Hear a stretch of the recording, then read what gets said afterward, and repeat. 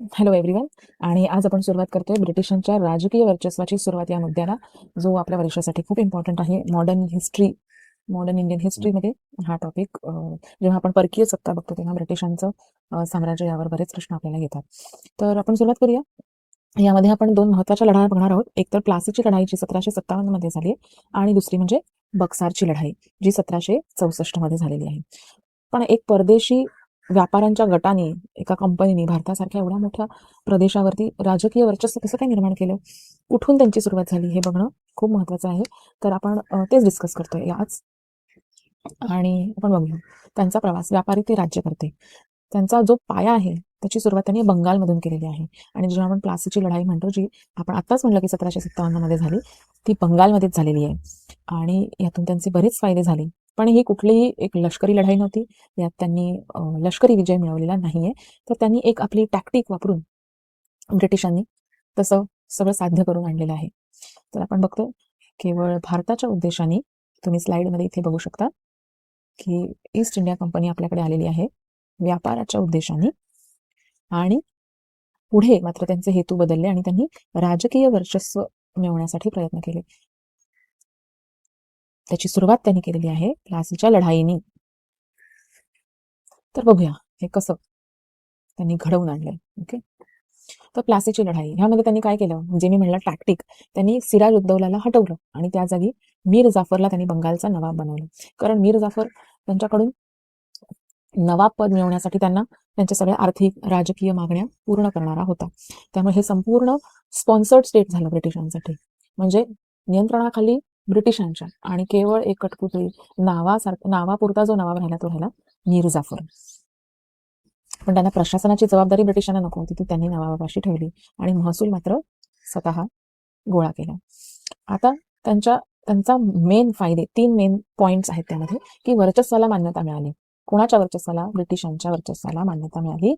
कारण सगळ्या मागण्या मीर जाफरनी पूर्ण केल्या होत्या. दुसरं अत्यंत महत्वाचं, जमीनदारी. त्यांनी 24 परगणा जिल्ह्याची मोठी जमीनदारी त्यांना मिळाली, त्यामुळे त्यांचा महसूल वाढला. Very important. आणि तिसरा पॉईंट म्हणजे लष्करी खर्च. नवाबाच्या संरक्षणासाठी ब्रिटिशांनी काही सैन्य ठेवलं होतं. त्या सैन्याचा खर्च भागवण्यासाठी नवाबाने आणखी काही प्रदेश ब्रिटिशांना दिले. So lottery.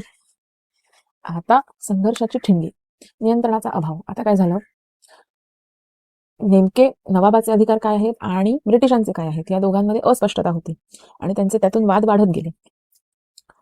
आणि मीर कासिम आणि मीर जाफर या दोघांमध्ये त्यांना आता ब्रिटिशांच्या प्रशासनाखाली, नियंत्रणाखाली राहायचं नव्हतं. त्यांना त्यांचे स्वतंत्र प्रदेश हवे होते. त्यासाठी त्यांनी संघर्ष केला आणि तोच पुढे वाढून आणखी मोठा संघर्ष झाला. त्याचं नाव आहे बक्सारची लढाई. बक्सारची लढाई तुम्ही बघू शकता इथे. वर्ष महत्वाची आहेत, 1764. याची कारणं आपण बघितली आहेत. नवाब आणि ब्रिटिश यांच्यामधील अधिकारांच्या अस्पष्टतेमधून आणि वाढत्या वादातून ही लढाई झालेली आहे.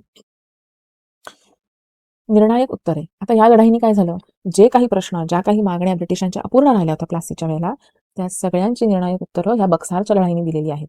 कारण त्यांचं वर्चस्व पक्क झालं या लढाईनंतर. त्यांना बंगाल, बिहार, ओडिशा या सगळ्यामध्ये दिवाणी अधिकार मिळाले. त्यांनी इथून अधिकृत कर गोळा करण्याचे त्यांना अधिकार मिळाले, महसूल कर गोळा करण्याचे. त्यामुळे त्यांना प्रचंड संपत्ती मिळाली. कारण बंगाल, बिहार, ओडिशा प्रचंड प्रॉस्परस रिजन होते त्या काळात. त्यांना भरपूर उत्पन्न मिळाले यातून. आणि दुसरं म्हणजे निजामती अधिकार. प्रशासन, कायदा, सुव्यवस्था ह्या सगळ्यावरती पण त्यांचं नियंत्रण मजबूत झालं. तर ह्या दोन्ही लढायांच्या परिणामांमध्ये अंतर आहे, ते समजून घ्या. निष्कर्ष काय आहे, की प्लासीच्या लढाईने त्यांना फक्त एक दार खुलं झालं, एक संधी मिळाली भारतीय उपखंडावर साम्राज्याचा पाया घालण्यासाठी. आणि बक्सारच्या लढाईनंतर काय झालं, हा त्यांचं वर्चस्व पक्क झालं बक्सारच्या लढाईनंतर. सो हे ह्या दोन मध्ये फरक आहे. जेव्हा ह्या संदर्भात काही उत्तर लिहाल तेव्हा हे मुद्दे नक्कीच लक्षात घेण्यासारखे आहेत, नक्कीच कामाला येतील. आय होप तुम्हाला हे कळलं असेल. मी अत्यंत सोप्या भाषेत आणि सगळ्यांना कळेल अशा पद्धतीने समजवलेलं आहे. तरी काही प्रश्न असतील तर तुम्ही कमेंटमध्ये विचारू शकता. आणि पुन्हा भेटू अशाच काही छोट्या छोट्या टॉपिक्स आहेत. मी छोटे छोटे व्हिडिओ बनवणार आहे, कारण इतिहास सगळ्यांना असा लांबलचक विषय वाटतो की नेव्हर एंडिंग आहे, हे नेव्हर एंडिंग आहे, कधी संपतच नाही आहे इतिहास. पण आपण त्यांना अशा छोट्या बिट्समध्ये जर अभ्यास केला आणि महत्त्वाचे मुद्दे, परीक्षाभिमुख मुद्दे जर आपण अभ्यास केले तर नक्कीच आवाक्यात येणारा विषय आहे. So thank you and see you next time.